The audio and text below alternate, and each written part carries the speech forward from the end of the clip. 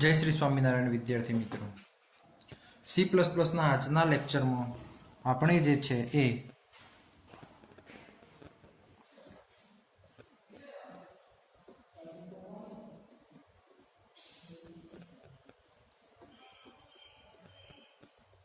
Inline function વિશે ભણીશું। તો inline ફંક્શનની જરૂર કેમ પડી? તો ઇનલાઇન ફંક્શનમાં જે છે એ જનરલી નોર્મલ ફંક્શનની અંદર જે છે એક ડિસએડવાન્ટેજ હતું। કયો? તો જોઈએ આપણે કે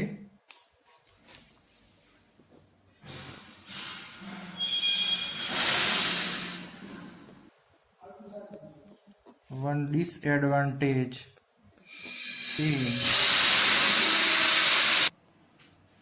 in normal function is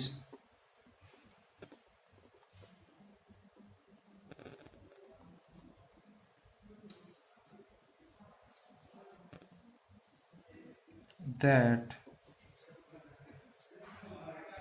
it will decrease the execution speed of the program। એટલે કે ઇનલાઇન ફંક્શનની જરૂર કેમ પડી? કારણ કે નોર્મલ જે ફંક્શન જે છે એ શું કરતું હતું? તો એક્ઝિક્યુશન સ્પીડ જે છે એ ઘટાડી દેતું હતું। કેવી રીતે? તો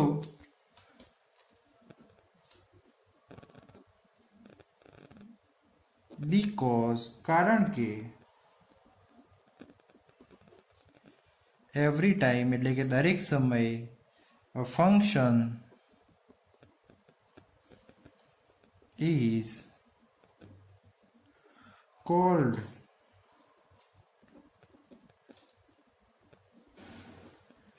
the control of the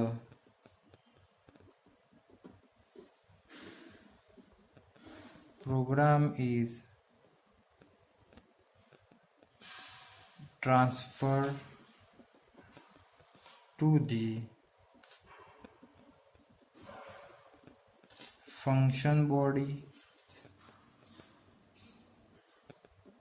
after executing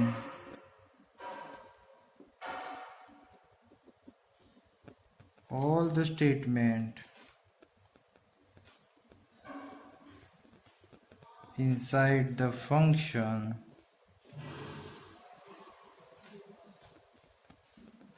the control of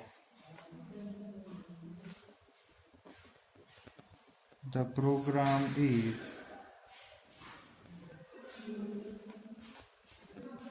transferred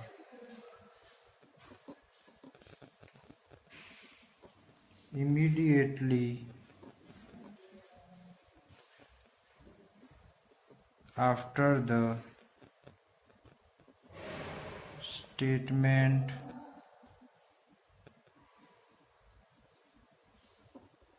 which the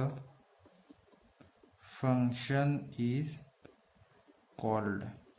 એટલે આની અંદર થતું હતું કેવું કે જ્યારે આપણે લખ્યું હોય કે સપોઝ કે લખ્યું છે ઇન્ટીજર મેઇન અને એની અંદર મેં અહીંયા ફંક્શન કોલ કરાવડાવ્યું સપોઝ કે સમ ઓફ A and B। તો આ વખતે જે છે એ ફંક્શન આ જે મેઇન ફંક્શનમાંથી એક્ઝિક્યુશનનો કંટ્રોલ જે છે એ ટ્રાન્સફર ક્યાં થઈ જાય? તો કે આપણે જે ફંક્શન લખ્યું હોય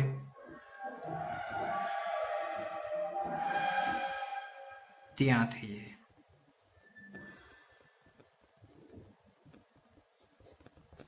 તો જ્યારે જે છે એ આ કંટ્રોલ જે છે જ્યારે આ ફંક્શન આ સ્ટેટમેન્ટ એક્ઝિક્યુશન પ્રોગ્રામ એક્ઝિક્યુશન થવાનું સ્ટાર્ટ થાય મેઇનથી ફંક્શનનું એક્ઝિક્યુશન સ્ટાર્ટ થાય જ્યારે અહીંયા આવે એટલે આપણે શું થાય?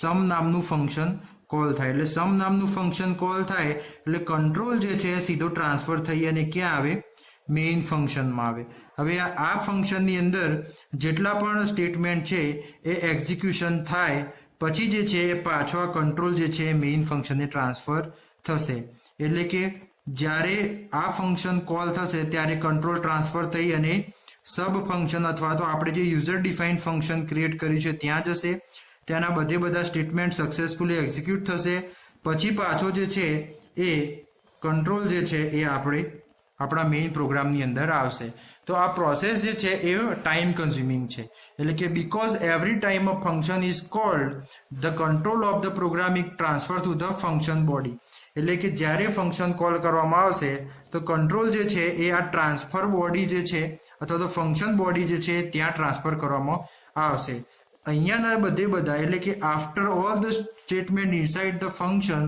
The control of the program is transfer immediately after the statement which is function called એટલે કે આ જે સ્ટેટમેન્ટ છે એ બધા સ્ટેટમેન્ટ સક્સેસફુલી એક્ઝિક્યુટ થઈ જશે પછી જે છે એ ફંક્શન ફરીથી જે છે એ મેઇન ફંક્શનની અંદર એનો કંટ્રોલ જે છે એ ટ્રાન્સફર થઈ જશે okay so it will takes a lot of extra time when the function is small and it needs to be called repeatedly એટલે કે જ્યારે જે છે એ આ પ્રોસેસ જે છે એ ટાઈમ કન્ઝ્યુમિંગ છે ઓકે અને જ્યારે નાનું ફંક્શન હોય અને વારાઘડીએ એને કોલ કરવું પડતું હોય તો એ ફંક્શન બહુ ટાઈમ લઈ લે છે The problem is solved using the concept of inline function એટલે કે આ જે પ્રોબ્લેમ જે છે એ પ્રોબ્લેમ સોલ્વ કરવા માટે શેની જરૂર પડી તો કે ઇનલાઇન ફંક્શનની ઓકે તો in order to make a normal function inline you just have to precede the function definition with inline keyword the inline function must be defined before it is called in the program it means at the starting of the program એટલે કે inline function જે છે એ inline keyword જે છે એના દ્વારા declare કરવામાં આવશે અને પ્રોગ્રામની શરૂઆતમાં એટલે કે at the start of the programme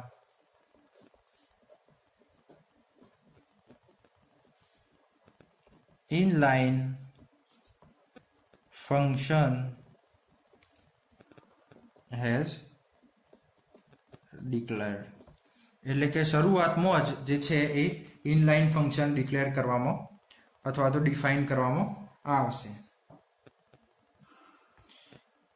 okay when the function is defined as an inline function call is replaced by the function definition at the time of function call એટલે કે જ્યારે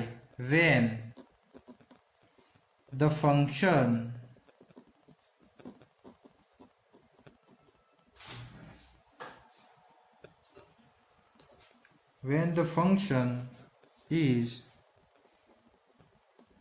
defined as inline the function call is replaced by function definition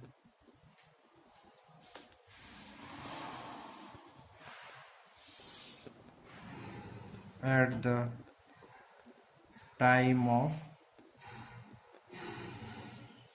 function call એટલે કે when the function is defined as inline એટલે કે જ્યારે આપણે inline function declare કરીએ છીએ ત્યારે function call is replaced by the function definition એટલે કે ફંક્શન કોલ જે છે એ ફંક્શન ડેફિનેશન દ્વારા રિપ્લેસ કરી દેવામાં આવે છે ક્યારે તો ફંક્શન કોલ કરીએ એ સમયે તો આના લીધે શું થાય છે તો કે so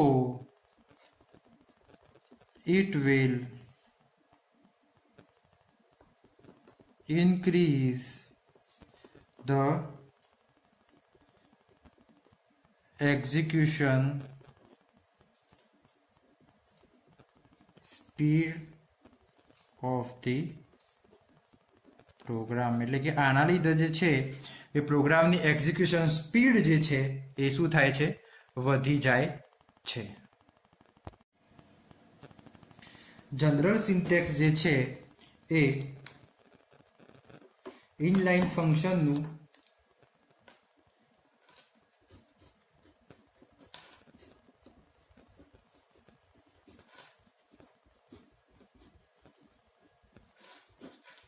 જનરલ સિન્ટેક્સની અંદર જે છે એ ઇનલાઇન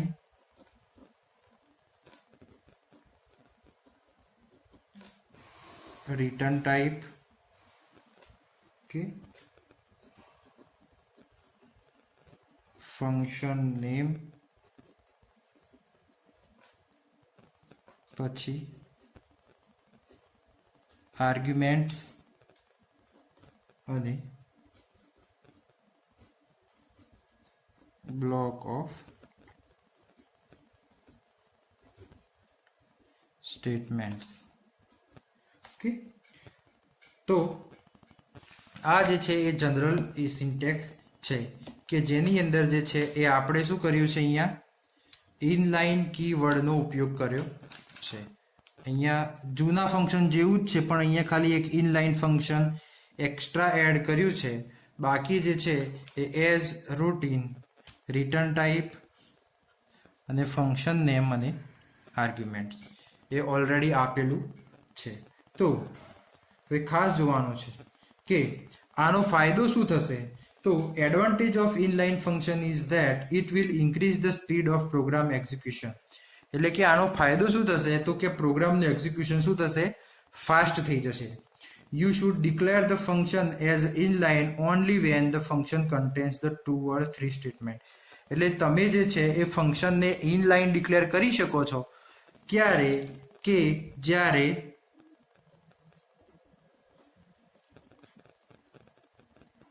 ફંક્શન contain 2 or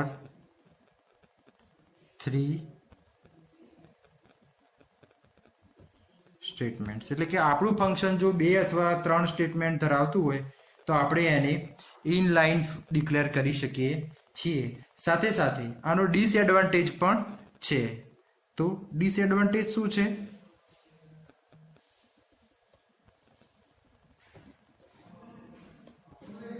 તો ડિસએડવાન્ટેજ છે કે inline function is that each time a function call it will replaced by the function definition, so extra memory space is occupied at the time of execution of the program. એટલે શું થશે કે જ્યારે આપણો જે programme જે છે એ અથવા તો જ્યારે આપણો પ્રોગ્રામમાંથી ફંક્શન કોલ કરવામાં આવશે ત્યારે જે ફંક્શન કોલ જે છે એટલે કે ફંક્શન કોલ જે છે એ રિપ્લેસ બાય શું થઈ જશે, ફંક્શન ડેફિનેશન. એટલે કે ફંક્શન કોલ એ ફંક્શન ડેફિનેશન દ્વારા શું થઈ જશે, રિપ્લેસ થશે. જેના લીધે પ્રોબ્લેમ ક્યાં આવશે, તો કે મેમરી સ્પેસ જે છે એ વધારે રોકાશે. એટલે કે મેમરી સ્પેસ જે છે એ વધારે રોકાશે. એટલે આ જે છે એ શું છે, એનો ડિસએડવાન્ટેજ છે કે આ ડિસએડવાન્ટેજના લીધે થઈ અને આપણે જે છે એ ઇનલાઇન ફંક્શન જે છે એ 2 અથવા તો 2 કે 3 સ્ટેટમેન્ટ હોય તો અને તો જ જે છે એ આપણે એને ઇનલાઇન તરીકે ડિક્લેર કરી શકીએ. બાકી જો 3 અથવા તો 4 થી વધારે સ્ટેટમેન્ટ હોય તો એ વખતે આપણે કોઈ પણ ફંક્શનને ઇનલાઇન ડિક્લેર કરી શકતા નથી અથવા તો ના કરવું એ જ બેટર છે. કારણ કે જ્યારે ફંક્શન કોલ કરવામાં આવે છે ત્યારે ઇનલાઇન ફંક્શનમાં જે છે એ ફંક્શન જે છે એ એના ફંક્શન ડેફિનેશન સાથે રિપ્લેસ થાય છે અને જ્યારે ફંક્શન ડેફિનેશન સાથે રિપ્લેસ થાય છે ત્યારે એ જે છે એ વધારે મેમરી ઓક્યુપાય કરે છે કે જેના લીધે થઈ અને આ જે છે એ ફંક્શનનો અથવા તો ઇનલાઇન ફંક્શનનો ડિસએડવાન્ટેજ છે. ચલો હવે આપણે જોઈએ એનો એક example.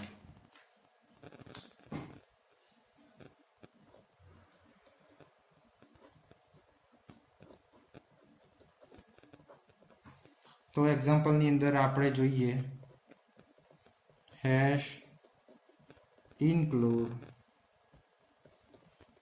iostream dot h integer sum integer a integer b okay અને return a plus b. હવે ઇન્ટીજર મેઇન એટલે કે આપણું મેઇન ફંક્શન, તો એની અંદર આપણે શું લખીશું તો કે ઇન્ટીજર x અને y, cout enter two numbers એટલે કે બે નંબર જે છે એ આપણે કયા એન્ટર કરાવડાવવાના છે યુઝર જોડેથી લઈશું. cin a b એટલે બે વેરિયેબલ આપણે જે છે ઇન્સર્ટ કરાવડાવીશું એટલે કે સ્ટોર કરાવડાવીશું અને લખીશું સમ ઇઝ ઇક્વલ ટુ આ જે છે એ સમ ઓફ એક્સ અને વાય. આ જે છે એ ઇનલાઇન કોલ કર્યું છે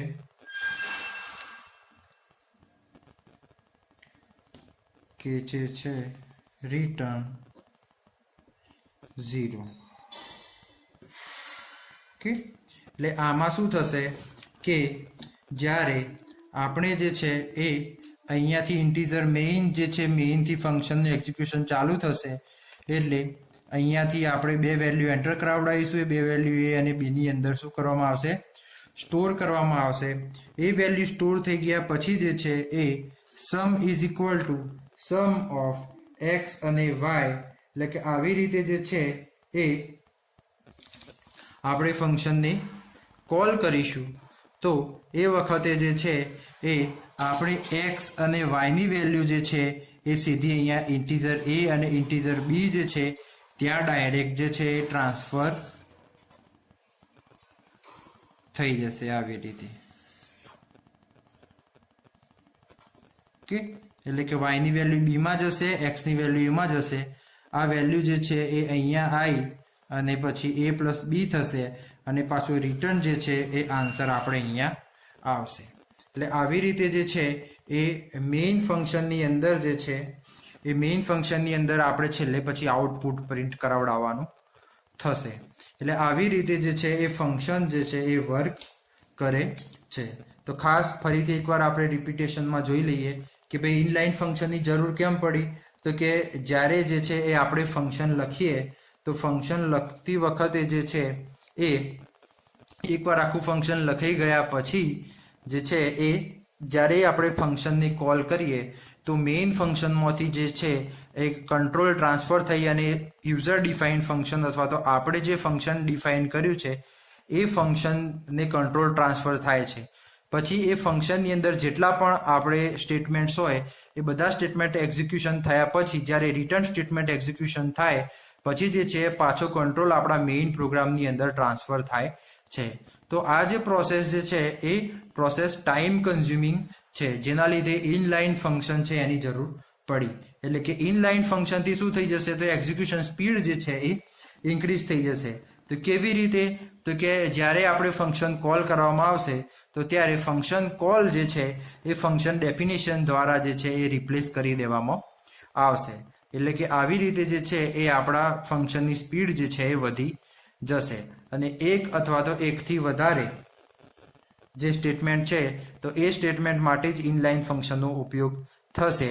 એકથી વધારે અથવા તો 3-4થી વધારે સ્ટેટમેન્ટ હશે તો એ વખતે ઇનલાઇન ફંક્શનનો ઉપયોગ કરવો થોડો હિતાવહ નથી, કારણ કે એનો એક ડિસએડવાન્ટેજ પણ છે, કારણ કે ફંક્શન કોલ જે છે એ ફંક્શન ડેફિનેશન સાથે રિપ્લેસ થાય છે એ વખતે જે છે એ મેમરી સ્પેસ જે છે એ રોકે છે અને મેમરી સ્પેસ રોકે છે એક્સ્ટ્રા, એ એનો ડિસએડવાન્ટેજ છે. એટલે કે ઇનલાઇન ફંક્શન જે છે એ ખાલી 2 અથવા તો 2થી વધારે સ્ટેટમેન્ટ હશે એમના માટે જ ઉપયોગમાં આવશે. તો હું આશા રાખું છું કે આજના ઇનલાઇન ફંક્શનમાં જે છે એ આપને ખબર પડી ગઈ હશે. આવતા લેક્ચરમાં આપણે જે છે એ ડિફોલ્ટ આર્ગ્યુમેન્ટ્સ વિશે જે છે એ લેક્ચરમાં ભણીશું. તો ત્યાં સુધી જય સ્વામિનારાયણ. અસ્તુ.